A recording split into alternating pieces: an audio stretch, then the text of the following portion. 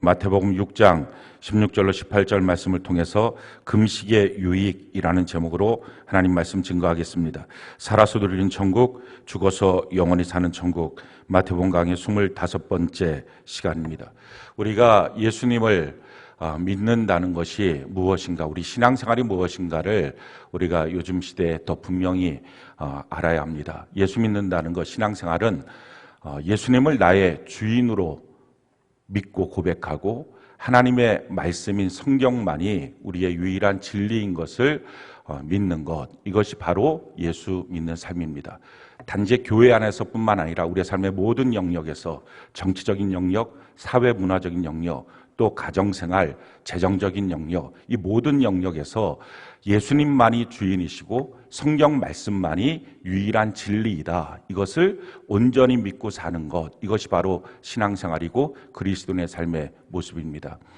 이와 같은 삶을 살게 될 때에 세상 사람들이 감히 상상할 수 없는 참 놀라운 것들을 주님의 명령 앞에, 하나님의 유일한 진리인 하나님의 말씀인 성경을 근거로 우리가 살아가기 때문에 칭찬도 받고 존경도 받게 됩니다. 자기의 삶을 고아들을 위해서 다 드렸던 테레사 수녀 같은 삶이든지, 아니면 자기의 전 재산을 쏟아서 사람들을, 가난한 사람들을 살리게 만드는 그런 일들을 하는 모습이든지, 사람들이 나 같으면 저렇게 살지는 못할 것 같다, 그런데 참 존경스럽다 하는 일들을 그리스도인들이 참 넉넉하게 할 수 있는 이유는 예수님이 주인이시니까, 돈이 주인이 아니니까 이 돈의 영역에서 주인 되신 예수님이 내게 어떻게 명령하시고, 또 하나님의 성경은 어떻게 이 땅을 살아갈 때 물질을 쓰라고 하는 것을 알기 때문에 이와 같은 일들을 우리가 할 수 있는 것입니다. 또 삶의 모든 영역에서도 마찬가지로 우리가 그렇게 할 수 있는 것입니다. 그래서 그리스도인으로 산다는 것은 세상 사람들과 격이 다른 더 높은 의미의 도덕적이고 또 윤리적이고 칭송을 받는 삶을 우리가 살게 되는 것입니다. 그러나 여기에 멈추는 것이 아니라 어느 때는 사회 통념을 뛰어넘는 일들을 주인 되신 예수님이 우리에게 명령하시는 때가 있습니다. 그것이 성경에 보면 에스겔 선지자와 같은 삶의 모습입니다. 벗고 다니도록 주님이 명령하시고, 아내가 죽었는데 울지 말도록 명령하시기도 합니다. 또 호세와 같이 음란한 아내를 취하여 그 가정에 살면서 그 고통스러움 가운데 하나님의 말씀을 삶을 통하여 증거하도록 명령하시는 때도 있습니다. 또 여호수아 시대에 여리고 성에 있던 라합처럼 기생이었죠. 우리가 여호수아의 관점에서 라합을 보면 참 멋진 사람이지만, 여리고 성에 있는 사람 입장에서 라합을 보면 배신자고 매국노입니다. 또 거짓말을 하고 이와 같은 일들을 했죠.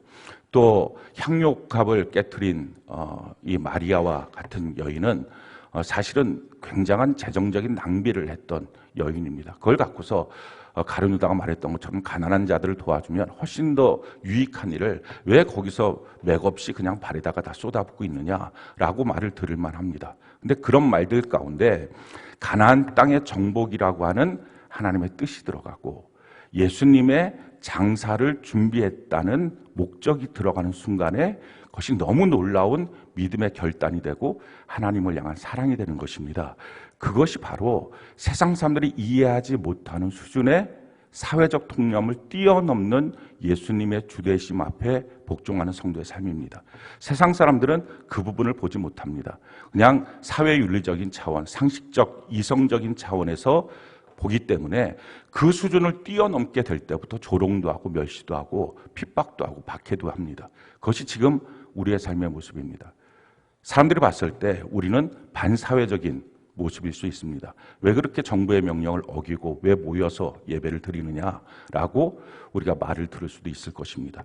또 주변 사람들에게 봤을 때 참 이거는 이기적인 모습 아니냐, 너만 위한 것 아니냐, 또 가정 안에서 평지풍파 일으키는 일들 가운데 우리가 있는 분들이 있을 것입니다. 수많은 사람들이 다 한두 번 이상 아니면 더 훨씬 심하게 박해도 받고 조롱도 받고 멸시도 받고 자기 삶의 위협을 받으면서 아마 오늘 시간 이 예배 가운데 오셨을 것입니다.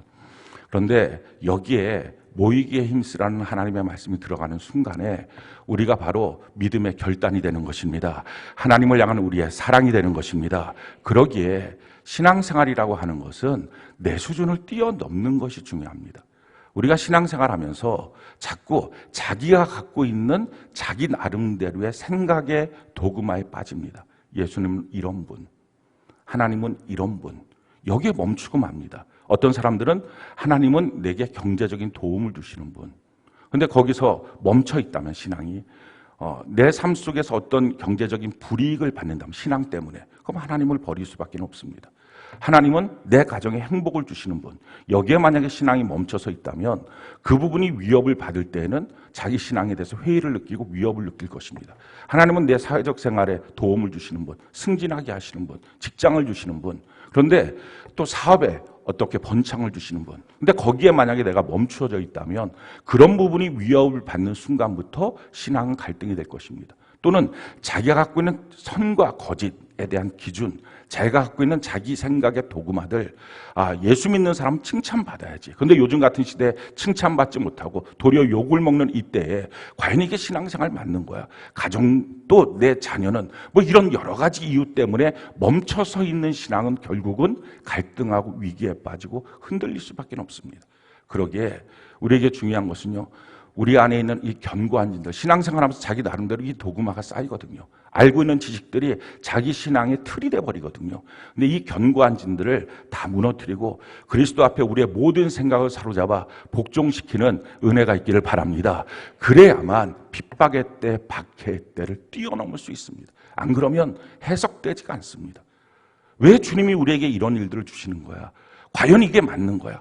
그러니까 자기의 생각에 사로잡혀 있으면 결국은 신앙의 갈등을 갖고 하다가 아니야, 나는 이렇게 하지 않을 거야, 욕먹지 않는 신앙생활 할 수도 있잖아 라고 하면서 자기가 성경을 떠나는 일들을 하게 됩니다. 예수를 나의 주인으로 고백하고 하나님의 말씀을 유일한 진리라고, 내 삶의 모든 영역에서 그것만이 진리라고 믿고 있는 삶, 그것만이 그리스도인의 삶이고 신앙생활입니다. 이 신앙생활을 위해서 오늘도 내일도 내 안에서 세상에서 형성된 내 자아라는 것은 당연히 부셔야 되고요, 교회 안에서 자기가 형성된 자아도 부실 수 있는 은혜가 있기를 바랍니다. 이걸 위해서 자기 혼자서 못 부시니까, 자기가 어떻게 자기를 부십니까? 자기가 자기를 어떻게 부인할 수 있어요? 그러니까 하나님이 세운 게 뭐예요? 그게 교회고 사람 감독자를 세운 거예요. 그래서 하나님의 말씀으로 도전을 주고 내 자신의 세워져 있는 아주 견고한 이 진들, 모든 생각들을 사로잡아 복종시킬 수 있도록 하는 것입니다. 그래서 신앙생활 가장 큰 적은 자기 자아와 고집입니다. 자기의 생각의 틀을 벗어나지 않는 자기의 기준입니다. 내 기준보다 훨씬 더 큰 것은 예수 그리스도의 주인 되심입니다. 우리가 그분의 주인 되심과 또 성경 말씀만을 믿고 살아가는 은혜가 있기를 바랍니다. 오늘 금식에 대한 말씀입니다. 이 금식이라는 말은 우리가 신앙생활하면서 교회생활하면서 참 많이 들었던 말씀이지만 참 우리가 실행하지 않는 내용이기도 합니다. 사실은 성경에 보면 성경에서 그렇게 금식에 대해서 강조를 하거나 강력한 명령으로 반드시 금식하라 이렇게 성경은 나와 있지는 않습니다. 성경 전체를 통해서 보면 우리에게 금식을 명령하신 날은 1년 365일 중에 딱 하루입니다. 이스라엘 절기로는 7월 10일인데 그날이 대속죄일입니다. 그러니까 우리로 따지면 9월이나 또는 10월쯤 되는 날인데 대속죄일인데, 이 대속죄일이 뭐냐면 대제사장이 1년에 한 번 어린 양의 피를 갖고서 지성소로 들어가서 이스라엘 모든 민족의 죄를 하나님 앞에 고하고 용서를 받는 날, 이게 바로 대속죄일입니다. 그러니까 그 날에 대제사장이 우리의 모든 죄를 짊어지고 할 때 너희도 같이 하나님 앞에서 겸비함으로 회개하는 마음으로, 그래서 회개하라 라고 하는 마음으로 금식하는 것을 명령하셨습니다. 레위기 23장 27절 우리 같이 한번 한 목소리 한번 읽어볼까요? 시작. 17째 달 열흘날은 속죄일이니 너희는 성회를 열고 스스로 괴롭게 하며 여호와께 화제를 드리고, 자, 이날 열흘날, 이날은 속죄일이니 스스로 괴롭게 하고, 이것이 금식하는 것입니다. 자기 자신을 괴롭게 하고 하나님 앞에 겸비하게 나가는 것. 그러니까 1년 365일 중에 하루 금식에 대해서 명령하시고 있는 것입니다. 그리고 사실 이 말씀도 예수님 십자가에 죽으시면서 휘장이 다 찢어져서, 그래서 어느 누구든, 대제사장만이 아니라 어느 누구든지 하나님께 나갈 수 있게 되었기 때문에 그리스도 안에서 완성되어서 오늘 우리에게는 사실은 의미 없는 하루가 되고 만 것입니다. 그럼에도 불구하고 오늘 본문에 보면 예수님께서 금식이 우리의 삶에 유익 금식하다는 것을 말씀하고 있습니다. 오늘 16절에 보니까 예수님께서 하시는 말씀이죠. 금식할 때에, 또 17절에 보니까 너희가 금식할 때에, 그 금식에 대해서 우리에게 말씀하시는 것이죠. 그러면서 18절 마지막에 보니까 은밀한 중에 보시는 내 아버지께서 갚으시리라. 금식하면 하나님의 갚으심이 있다 하는 것을 오늘 예수님이 말씀하십니다. 금식의 유익이 뭔지 오늘 우리가 좀 살펴볼 내용은, 또 금식할 때 주의할 점은 뭔지, 그리고 세 번째는 이 대속죄일에 하루 금식하는 것이 이제 다 예수님의 십자가로 완성된 율법이 되어서 우리에게 의미가 없어졌기 때문에 과연 그렇다면 우리에게는 언제 금식해야 될 것인지, 이 내용에 대해서 우리가 말씀을 통해서 좀 깨닫게 되기를 바랍니다. 제일 첫 번째 금식의 유익은요, 5가지가 성경을 보면 있습니다. 제일 첫 번째 유익은 마귀를 제압할 수 있습니다. 예수님께서 40일 금식을 하시죠. 그러고 난 다음에 마귀가 찾아왔어요. 돌로 떡을 만들라. 성전 꼭대기에서 뛰어내리면 사람들이 다 너를 하나님의 아들로 알아줄 거다. 너가 나한테 한 번만 절하면 그럼 십자가 지지 않고 이 세상을 다 얻을 수가 있다. 이와 같은 유혹을 합니다. 이것이 마귀의 아주 전형적인 시험 문제입니다. 육신의 정욕, 안목의 정욕, 이생의 자랑에 대한 내용이죠. 예수님께서 말씀으로 이것을 다 이기십니다. 그러면서 사실은 이 말씀으로 이기시는 근거가 뭐였느냐? 40일 동안의 금식이었다는 걸 우리가 알게 됩니다. 이 이기심의 사건이라고 하는 것은 단순하게 예수님이 마귀를 이겼다, 이게 아니라 첫사람이었던 아담이 와서 선악과 앞에서 마귀 앞에 집니다. 그 마귀한테 질 때 문제가 바로 뭐였냐면은 육신의 정욕, 안목의 정욕, 이생의 자랑입니다. 먹음직도 하고 보암직도 하고 지혜롭게 할 만큼 탐스럽다. 여기에 다 무너지고 말았는데, 동일한 시험 문제의 두 번째 아담이었던 예수님이 이기신 것입니다. 그래서 이기신 예수님이 우리 안에 계시기에 할렐루야. 그래서 우리는 예수 그리스도 안에서 마귀를 이길 수 있는 것입니다. 주님 말씀하십니다. 너희가 마귀를 이길 때, 더러운 귀신을 쫓아낼 때 예수의 이름으로, 주의 이름으로 쫓아내면 더러운 귀신이 떠나갈 것이다. 그런데 예외적인 조치가 있다는 것입니다. 그것이 마태복음 17장의 내용인데, 변화산에 있다가 예수님이 내려올 때 보니까 제자들이 막 웅성웅성합니다. 거기에 귀신 들린 한 사람이 있는데, 그 사람을 예수의 이름으로 아무리 쫓아내도 쫓겨나가지가 않는 것입니다. 그럴 때 예수님이 오셔서 그 귀신 들린 그 사람의 귀신을 쫓아내게 됩니다. 그리고 제자들이 와서 물어봅니다. 왜 우리는 예수의 이름으로 동일하게 쫓아내면 된다고 했는데 안 쫓겨나갔을까요? 그랬을 때 마태복음 17장 21절에 성경을 보면 없음 이렇게 되어 있습니다. 근데 그 밑에 내려가면 다른 사본에는 기도와 금식 외에는 이와 같은 유가 나가지 않는다라는 것입니다. 왜 제가 아까 40일 금식의 이유로 마귀의 시험을 이기셨다라고 말했느냐? 예수님이 친히 우리 안에 오시면서 하시는 말씀이, 그런데 대부분의 귀신들은 예수의 이름으로 떠나가지만 어떤 유들은 기도와 금식을 통해서만 떠나갈 유가 있다라는 것입니다. 그런 유가 어떤 유냐? 아주 오랫동안 그 안에 터박고 있었던 귀신 역사입니다. 마가복음에 보면 그 변화산에서 내려왔을 때 그 아이의 사건에 대해서, 이 아이는 아주 어렸을 때서부터 이런 일들이 있었습니다 라고 기록합니다. 시간이 오래됐거나, 아니면 가족 구성원 전체적으로 문제가 계속 있거나, 아니면 자기 전대에 있어서 자기 친척들이나 아니면 자기 할아버지, 할머니 또는 어머니, 아버지 이런 쪽에서부터 계속 이어져 왔던 그런 어떤 마귀 역사들이 있거나, 이렇게 그 가정 안에 뿌리 깊게 있는 마귀 역사에 대해서는 금식을 통하지 않고서는 떠나가지 않는다 하는 것입니다. 그래서 금식하는 일이 마귀를 제압하는 능력이 될 수 있다 하는 것입니다. 두 번째는 우리가 금식할 때 우리 인생의 새로운 진로를 하나님이 열어주시게 됩니다. 성경이 이와 같이 말씀합니다. 사도행전 13장 2절로 3절 우리 같이 한번 한 목소리 한번 읽어볼까요? 시작.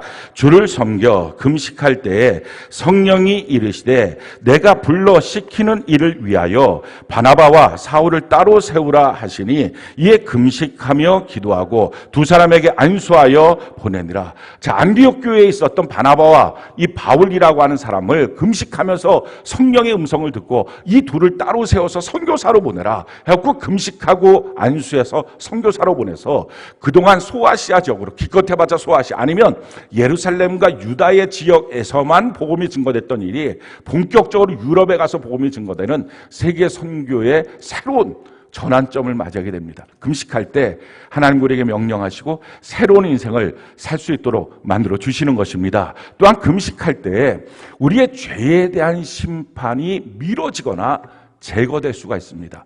요나를 통해서 니느웨 성에 가서 그들의 죄가 하늘에 닿았으니 너희가 40일 후에 하나님의 심판이 있을 것이다. 이 말을 선포하라고 합니다. 요나가 그 말씀대로 가서 선포를 하죠. 선포했을 때 이 니느웨 성에 이런 일들이 생깁니다. 요나 3장 5절, 7절, 8절, 10절 우리 같이 한번 목소리 한번 읽어볼까요? 자, 시작.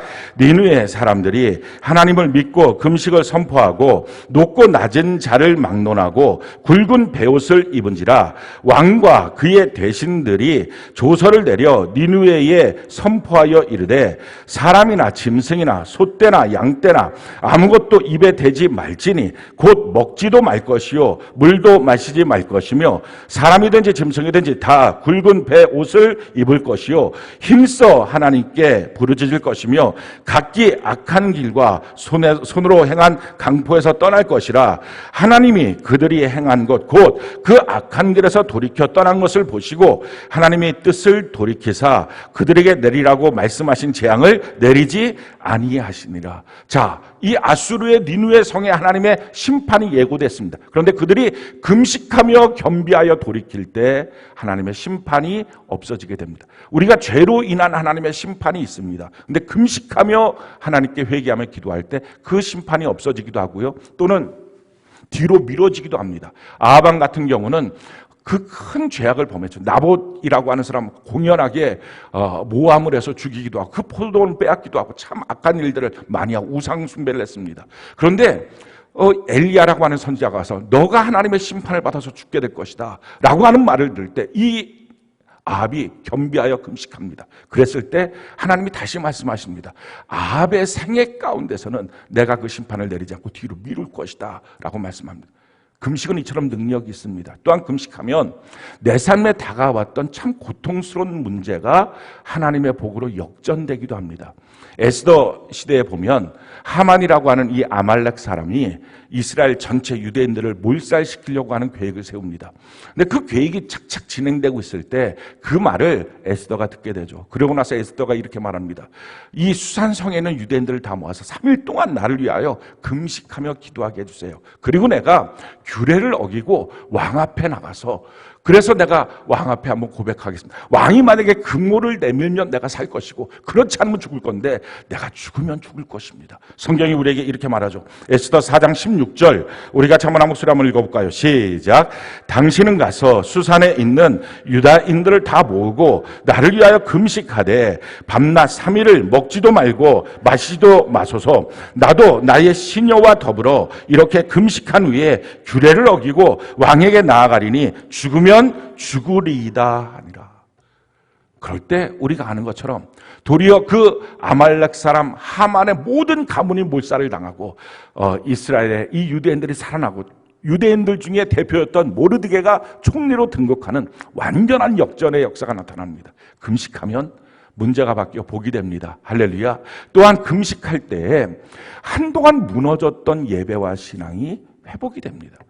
우리가 신앙생활할 때 한동안 교회를 떠나거나 또 예수 앞에 나와서 예배드리는 일들이 한동안 무너져서 교회에 나오긴 하지만 하나님의 말씀을 제대로 들리지도 않고 신앙생활이 제대로 안 되는 분들은 다시 한번 내가 결심하고 신앙생활 열심히 하겠다라고 생각을 하지만 또 무너지고 이게 반복이 됩니다. 그래서 중요한 것은 그때 자기를 완전히 바꾸는 시점이 필요한데 그게 금식입니다. 이스라엘 백성들이 20년 동안 하나님 앞에 예배를 드리지 않았습니다. 그러고 나서 사무엘 왕이 등장했을 때 사무엘 이 선자가 등장했을 때 우리가 하나님 앞에 예배드리고 싶다는 마음이 막 불같이 일어났습니다. 그들이 모여서 미스바 광야에서 하루 동안 온전하게 금식하면서 하나님께 나갑니다. 그래서 그 예배를 하나님이 받으시고 블레셋으로부터 완전한 해방을 주십니다. 금식은 이처럼 능력이 있어요. 성경에 보면 금식을 통해서 우리의 인생이 바뀌어지고요. 비전이 새롭게 되고요. 죄가 사여짐을 받고요. 또 무너졌던 신앙이 회복이 되고 마귀를 제압할 수 있는 능력이 금식 가운데 있습니다. 그렇기 때문에 사실은 이 금식이 참 유익하기 때문에 조심해야 될 것들도 있습니다. 금식할 때 우리가 조심해야 될 것은 뭐냐면은 금식을 이게 좀 힘들잖아요. 또 사람 체질도 따라오기도 해요. 그러니까 금식이 유난히 잘 되는 사람도 있고요. 며칠 굶어도 아무 문제 없는 사람이 있는가 하면 하루만 굶어도 이게 머리가 멍해지고 바보같이 되는 그런 경우들도 있어요. 제가 이런 후자에 속하는 몸을 보면 벌써 금식이 안 되는 체질인 것을 제가 이번에 금식을 선포하고 난 다음에 성도님들이 저를 만날 때마다 목사님 괜찮겠어요? 이런 얘기들을 감히 목사에게 금식 그것도 뭐 40일도 아니고 하루 금식을 갖고 목사님 괜찮겠어요? 이런 얘기들을 할 만큼의 몸입니다. 제 몸이. 그러니까 그런 어려움이 있죠. 뭐 제가 봐도 여러분들도 마찬가지로 사실은. 근데 금식이 어렵지는 않을 것 같아요. 아무리 금식을 해도 결코 쓰러질 일은 없어요. 서로의 몸을 한번 보시면 우리의 몸에 있는 에너지를 썼을 때 이게 쓰러질 사람은 아니다 하는 것을 우리가 느낄 수 있습니다. 그러니까 이게 관록이 되거나 훈장이 되는 거예요. 사람들 앞에. 나 40일 금식했어. 나 40일 금식 몇 번 했어. 뭐 이러면서 자기 자신을 드러내고 자랑합니다. 예수님 당시에도 바리새인들이 금식에 대해서 그렇게 사람들한테 자기의 공로를 좀 칭찬받고 싶은 그런 욕구들이 있었던 것 같아요. 그래서 일주일에 이틀을 금식을 했어요. 1년에 하루 금식의 명령인데 자기들은 더 많이 잘하겠다는 거죠. 일주일에 이틀, 월요일과 목요일 날 금식을 했습니다.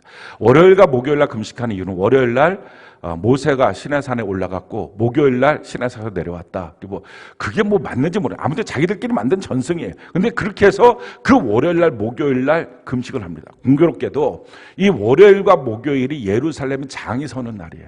그러니까 임금같이 있는 사람들이 다 몰려와요. 그러니까 이때가 기회인 거죠. 그래서 장 서는 날에 금식한 모습으로 누가 혹시 자기가 금식한 걸 몰라줄까 봐 굉장히 금식한 티를 내면서 막 머리도 부시시하고 옷도 막 허름하게 입고 심지어 어떤 사람은 얼굴에 창백하게 보이려고 회칠까지 하고 그렇게 하고 길거리를 돌아다니면서 사람들이 야, 저 사람 금식하나 봐. 저 사람 금식하나 영적인가 봐.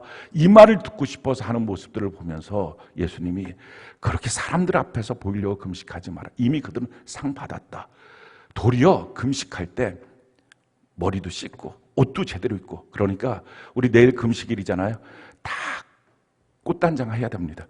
그냥 지저분하게 막 머리 안 감고 모자 쓰고 다니고 이런 거 하지 말고 완전히 꽃단장 해갖고 아주 누가 봐도 그냥 뭐 싱싱하게 그렇게 금식을 할 때 하나님이 그 금식을 받아주시겠다 하는 것입니다. 그러면 성경이 우리에게 이렇게 말씀합니다. 이사야 58장 3절 이하에 보니까요. 우리가 금식하되 어찌하여 주께서 보지 아니하시며 우리가 마음을 괴롭게 하되 어찌하여 주께서 알아주지 아니하시나이까. 이 말의 뜻은요. 우리가 금식하면 하나님 우리를 보신다는 것입니다. 우리가 금식하면 하나님 우리를 알아주시겠다라는 것입니다. 근데 이스라엘 백성들은 깜짝 놀란 게 금식을 해도 하나님이 알아주지 않는 것입니다. 금식을 해도 자기 삶에 있는 문제들이 해결이 되지 않고 기도가 응답되지 않는 것입니다. 왜 하나님 금식을 하는데 이런 일들이 생깁니까? 라고 하나님께 물었을 때 하나님이 이렇게 말씀하시는 것입니다. 보라 너희가 금식하는 날에 오락을 구하며 금식하면서 시간 때우려고 그 금식하게 되면 알 것입니다. 밥 먹는 시간이었다는 것이 자기에게 얼마나 큰 비중이었다는 것을. 그래서 밥을 안 먹으면 하루가 너무 길어요. 그래서 주일날 오늘 밤 이제 12시까지 실컷 먹을 것을 싸놓고 먹다가 12시가 딱 되면 딱 놓고 그러고 나서 이제 내일 밤 12시가 되기 전에 먹을 걸 옆에 싸놓고 시간을 계속 보면서 5분, 4분, 3분 이러면서 이제 땡치면 먹으려고 하는 이 얄팍한 그런데 하루 동안이 하루 3끼밖에 안 되는 것이 너무 긴 거예요. 그러니까 이스라엘 백성들이 뭐 했냐면 그 긴 시간에 논 거예요. 오락을 한 거예요. 너희가 금식하면서 하나님 앞에 겸비해야 될 사람들이 오락을 취하고 있느냐. 그러면서 자기는 힘이 드니까 나머지 종들한테 일을 더 시키는 거예요. 그러니까 혹시 여러분들이 금식하다 힘들다고 쓰러져 있으면서 애들 보고 나 오늘 금식하니까 너희들이 알아서 해. 이거 하면 안 된다는 거예요. 그냥 다 그렇게 막 다른 사람들 일을 더 시키고 보라 너희가 금식하면서 논쟁하고 막 말하면서 싸우고 예민해지 있으니까 악한 주먹으로 서로 때리고 너희가 오늘 금식하는 것은 너희의 목소리를 상달하게 하려는 것이 아니니라. 이것이 어찌 내가 기뻐하는 금식이 되겠으며 이것이 어찌 사람이 자기의 마음을 괴롭게 하는 날이 되겠느냐. 그의 머리를 갈대같이 숙이고 굵은 배와 재를 펴는 것을 어찌 금식이라 하겠으며 여호와께 연락될 날이라 하겠느냐. 그러니까 겉모습만 금식이 아니라 정말 속마음이 하나님께 금식이 돼야 된다 하는 것입니다. 내가 기뻐하는 금식은 하나님 기뻐하는 금식은 어떤 금식이냐? 흉악의 결박을 풀어주며 멍에의 줄을 끌어주며 압제당하는 자를 자유하게 하며 모든 멍에를 꺾어주는 것이 아니겠냐. 그러니까 다른 사람의 관계 속에 내가 지어졌던 멍에들을 끌어주는 것, 꺾어주는 것이 이게 금식할 때 우리가 해야 될 일이다 하는 것입니다. 하나님께 겸비하고 주변 사람들에게 내가 베풀고 또 보살펴주는 날이다 하는 것입니다. 또 줄인 자에게 내 양식을 나누어 주며 유리하는 빈민을 집에 들이며 헐벗은 자를 보면 입히고 또 내 골욕을 피하여 스스로 숨지 아니하는 것이 아니겠느냐. 그리하면 내 빛이 새벽같이 비칠 것이며 내 치유가 급속할 것이며 내 공의가 내 앞에서 행하고 여호와의 영광이 내 뒤에 호위하리니 내가 부를 때 나 여호와가 응답하겠고 내가 부르짖을 때에는 내가 여기 있다 하리라. 만일 내가 너희 중에 멍에와 손가락질과 허망한 말을 제하여 버리고 줄인 자에게 내 심정이 동하며 괴로워하는 자의 심정을 만족하게 하면 내 빛이 흑암 중에서 떠올라 내 어둠이 낮과 같이 될 것이며 여호와가 너를 항상 인도하여 메마른 곳에서도 내 영혼을 만족하게 하며 내 뼈를 견고하게 하리니 너는 물된 동산 같겠고 물이 끊어지지 아니하는 샘 같을 것이라. 내게서 날 자들이 오래 황폐한 곳들을 다시 세울 것이며 너는 역대에 파괴된 기초를 쌓으리니 너를 일컬어 무너진 데를 보수하는 자라 할 것이며 길을 수축하여 거할 곳이 되게 하는 자라 할 것이다. 우리가 하나님 앞에 금식에 성공하면 내 자녀들이 무너진 것들을 다시 세울 수 있는 하나님의 역사가 나타나게 된다 하는 것입니다. 그래서 금식할 때 우리가 주의해야 됩니다. 사람한테 보이려고 그렇게 공치사 받으려고 하지 않고요. 또 금식하면서 예민해져서 사람들과 다투거나 사람들에게 무엇인가 짐을 지어주는 게 아니라 도리어 내가 지어졌던 짐들을 풀어주는 시간, 이것이 바로 하나님 앞에 우리가 겸비하게 금식하는 것입니다. 자, 그러면요, 금식 언제 해야 될까요? 하나님이 우리에게 명령하신 대제사장이 대속죄일의 지성소에 들어간 날에 너희는 반드시 금식하라 말씀하셨어요. 근데 이미 그 날은 예수님의 십자가를 통하여 모든 사람들이 하나님께 나갈 수 있게 완성됨을 통해서 우리에게 더 이상 의미가 없는 날이 되었습니다. 자, 그렇다면 우리는 언제 금식해야 할까요? 예수님이 우리가 금식해야 될 날을 정해 주셨어요. 성경이 우리에게 이렇게 말씀합니다. 마태복음 9장 14절로 15절 우리 같이 한번 한 목소리 한번 읽어볼까요? 한 목소리 시작. 그때 요한의 제자들이 예수께 나와 이르되 우리와 바리새인들은 금식하는데 어찌하여 당신의 제자들은 금식하지 아니하나이까? 예수께서 그들에게 이르시되 혼인집 손님들이 신랑과 함께 있을 동안에 슬퍼할 수 있느냐? 그러나 신랑을 빼앗기는 날이 이르리니 그때에는 금식할 것이니라. 지금 예수님이 뭐라고 말씀합니까? 지금 요한의 제자들이나 바리새인들의 제자들이 와서 왜 우리들은 금식을 하는데 예수님의 제자들은 예수님은 왜 금식하지 않습니까? 라고 지금 질문을 한 것입니다. 왜 종교적인 영성이 없습니까? 이 질문을 한 거예요. 그럴 때 예수님께서 신랑이 지금 같이 있는데 그 혼인집에서 누가 금식하겠느냐? 그땐 기뻐하지 않겠느냐? 그런데 신랑을 빼앗기는 날이 있는데 그때 가면 금식할 것이다 하는 것입니다. 결혼식을 했어요. 그리고 신랑과 함께 기뻐합니다. 앞으로 이 신랑과 더불어 행복한 삶을 살 것에 대한 기대가 있습니다. 근데 그때 느닷없이 적군들이 쳐들어와서 신랑을 끌고 가서 죽입니다. 신랑을 빼앗기는 날이죠.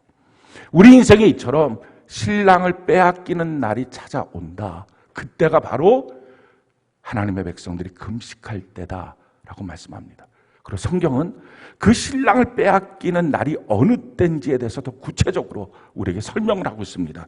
유에서 1장 10절로 14절 우리 같이 한번 한 목소리 한번 읽어볼까요? 유에서 1장 10절로 14절 같이 한 목소리 시작. 밭이 황무하고 토지가 마르니 곡식이 떨어지며 새 포도주가 말랐고 기름이 다하였도다.